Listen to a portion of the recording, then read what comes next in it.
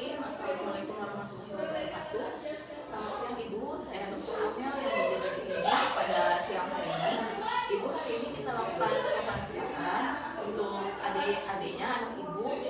Kita lakukan pengukuran dari berat badan, panjang badan. Nanti bakalan dibandingkan, lalu kita sesuaikan apakah anak Ibu ini sudah sesuai dengan kebutuhannya atau belum berdasarkan kurva grafik yang nanti akan saya perlihatkan kepada Ibu. Nah, tujuannya itu supaya mengetahui ada tidaknya kelainan pada pertumbuhan anak Ibu. Mungkin ada sedikit tidak nyaman Ibu ya. Nanti saya tolong minta tolong Ibu tenangkan anaknya. Nanti saya butuh bantuan untuk pada Ibu ya. Oke. Apakah ada yang ingin ditanya dulu Bu sebelumnya? Apa Ibu setuju dalam pemeriksaan ini? Setuju, baik.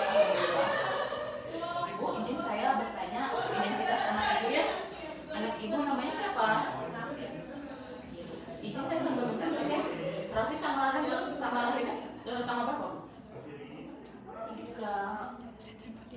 2 September 2023. Jadi laki-laki ya. Ibu punten waktu Ibu melahirkan Raffi ini apakah sudah cukup bulan atau ada mungkin keterlambatan? Cukup bulan alhamdulillah. Nah Ibu, ini nanti saya akan melakukan pemeriksaan berat badan dulu, lanjut ke panjang badan ya Bu ya. Jadi pertama kita lakukan penyesuaian usia dari anak-anaknya, dimana itu harus melakukan pengurangan antara tanggal pemeriksaan, berarti tanggal pemeriksaan sekarang pada tanggal 3 Oktober 2024. Berarti kita hitung. Jadi tanggal lahir anak ibunya 2023 bulan 9 pada tanggal 2, maka didapatkan usia anak ibu itu sebenarnya 1 tahun 1 bulan 1 hari atau 13 bulan dalam 1 hari. Nah pertama kita lakukan pemeriksaan berat badan, dimana nanti berat badan ini kita gunakan alatnya itu baby scale atau baby balance. Nah nanti anak ibu ditidurkan, lalu pemeriksaan sebaiknya dilakukan oleh 2 orang untuk menenangkan bayi dan 1 orangnya lagi untuk melakukan penglihatan dan pencatatan. Jadi nanti mohon ya Ibu, anak Ibu gunakan pakaian setipis mungkin, boleh pakai diapers saja, tapi diapersnya mohon dalam keadaan bersih ya. Jadi tidak ada air kencingnya maupun fesesnya. Nah kemudian mari berdiri Bu, kita ke alatnya. Nah nanti ini alatnya kita pastikan jalurnya sudah menunjukkan ke 0 dan kita sudah lakukan kalibrasi pada alatnya dengan menggunakan benda yang terkalibrasi. Nah alat ini pastikan ditempatkan di tempat yang datar dan keras. Ini sudah dalam keadaan datar dan keras ya. Lalu kita posisikan bayi ke bagian tengah timbangan. Benar Ibu? Boleh Ibu? Mau saya bentar ya.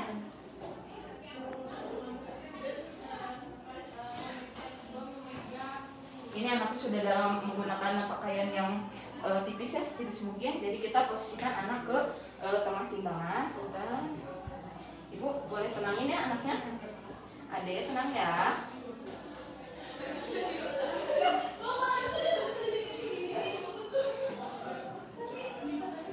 Ini anaknya sudah ditempatkan di tengah, tujuan untuk meratakan berat badannya. Kemudian setelah anak dalam keadaan tenang dan sudah berbaring dengan tenang, kita lakukan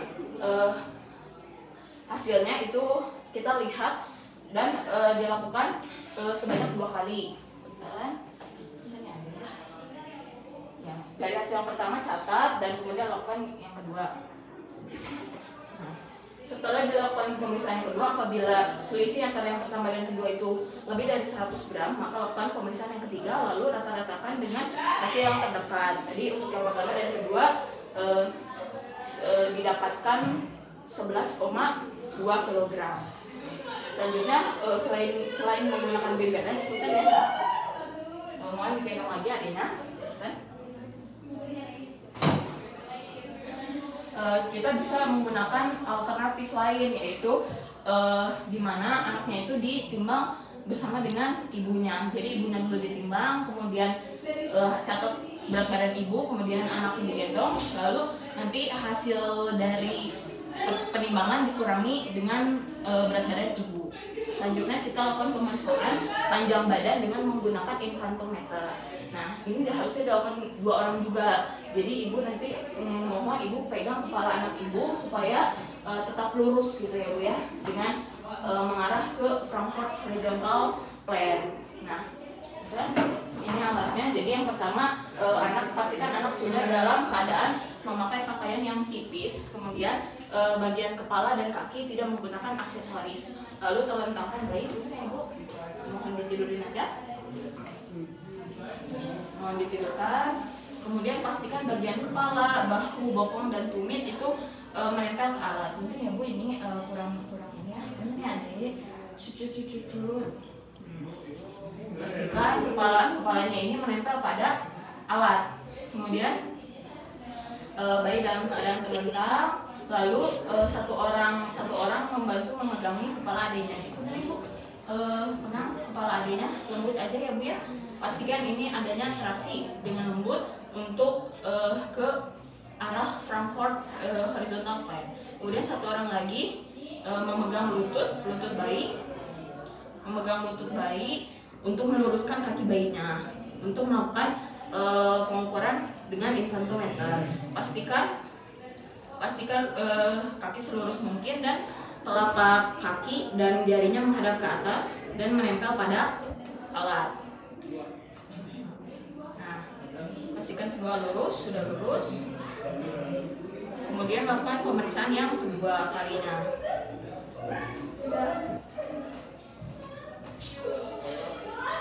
Apabila pemeriksaan pertama dan kedua selisihnya itu lebih dari 0,5 cm, maka lakukan pemeriksaan yang ketiga dan lakukan bagi rata-rata dari hasil yang terdekat.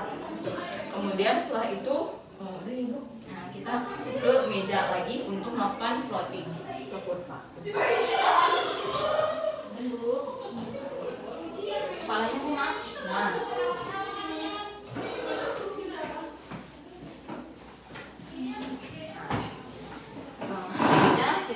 Plotting ke grafik kurva berdasarkan WHO di mana isinya itu terdapat standar deviasi. Nah, untuk memilih grafik kita pastikan jenis grafiknya sesuai, kemudian usia anak sesuai, serta jenis kelaminnya sesuai. Nah, di sini tadi kan sudah mengukur berat badan dan panjang badan, serta nanti diukur berat badan dan panjang badan. Maka kita pilih grafiknya. Yang pertama berat badan dulu menurut usia ya. Berat badan menurut usia, kemudian usianya kan tadi 13 bulan 1 hari, berarti kurang dari 2 tahun. Kita pakai grafiknya 0 sampai 2 tahun. Kemudian untuk jenis kelaminnya laki-laki menggunakan yang biru. Tadi didapatkan dibantu dengan penggunaan penggaris untuk mendapat hasil yang presisi. Dimana ini umurnya tadi kan bayinya itu 13 bulan, kemudian berat badan bayinya itu tadi 11,2, berarti 11, sekitar di sini sekitar di sini ya. Itu masih dalam batas Z-score 0 atau median di atas ya, di atas 0 median yang kategorinya adalah normal. Kemudian yang kedua untuk yang panjang badan menurut usia ini umurnya sesuai dan jenis kelaminnya sesuai. Tadi untuk umurnya berarti kan 13 bulan, kemudian panjang badannya tadi 73 ya, 73 berarti di atas ini 1, 2, 3 berarti di tepat pada garis Z-score -2 standar deviasi. Kemudian lanjut ke berat badan, perpanjang badan, usianya sudah sesuai dan jenis kelaminnya sudah sesuai. Tadi untuk panjang badannya kan 73 cm, maka kita plot 1, 2, 3 ya, 1, 2, 3, kemudian berat badannya tadi 11,2. Kita plot di sini 11,2.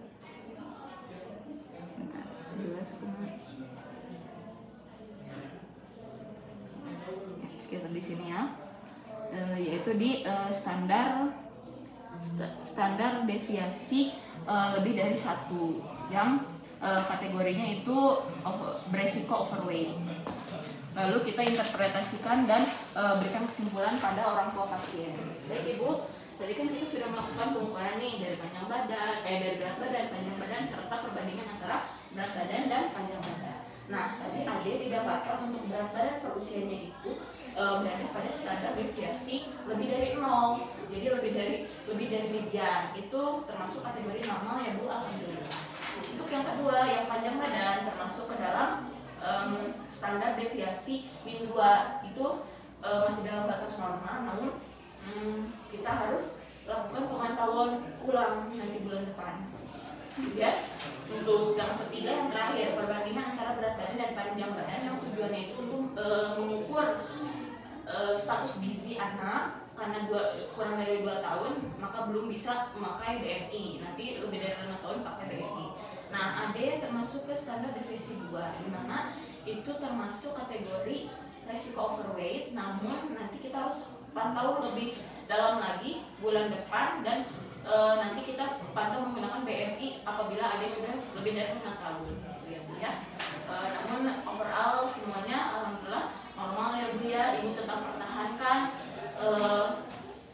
pertahankan asupan yang Ibu berikan kepada adik gitu ya Bu ya. Apakah ada yang ingin ditanya dulu sampai saat ini? Nggak ada.